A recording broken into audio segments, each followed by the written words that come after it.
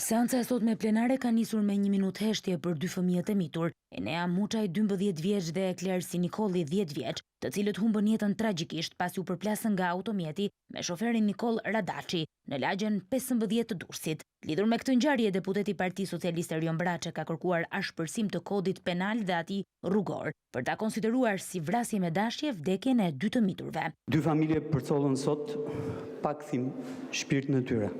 Baza ligjore që ne kemi, kodi rrugor në fillim, e pastaj kodi penal e normalizojnë një krim të tillë. Një standard krejtësisht po e përsëris normalizues. Dhe ta them këtu me zë të lartë në sallën e kuvendit. Kjo nuk është shkelje e rregullave të qarkullimit rrugor. Dhe nëse ne duam të bëjmë diçka në këtë aspekt, gjëja e parë dhe themelore që duhet bëjmë është që ndryshimet e reja që vinë në kodin penal të riformulojnë pikërisht akte të tilla si vrasje me dashje. Kreu i grupit parlamentar të Partisë Socialiste Tauland Balla paralajmëroi rishikim të kodit penal në Shqipëri, ndërsa i bëri thirrje policisë së shtetit për një analizë më të thelluar të rasteve të shkeljeve në qarkullim. Ngjarja e djeshme është një ngjarje që na kërkon ne këtu të fillojmë të kuptojmë se si zbatohen ligjet tona. Shembulli që dha zoti Braçi është kuptim plot, nëse ne si kuvend do mjaftohemi me heqjen e pikëve në patent.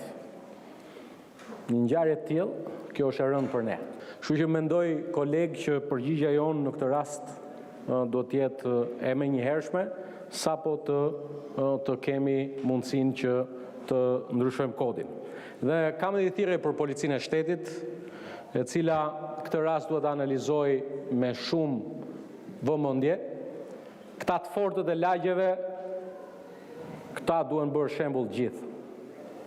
Këta të fortët e lagjeve duhen kontrolluar mjes, drek, dark, dhe këta të fortët e lagjeve nuk kanë se të kenë fare patent. Ndërsa kryetari i Partisë Demokratike Sali Berisha është kundër përgjigjur Tauland Ballës, duke i cilësuar të fortët e lagjeve patronazhist.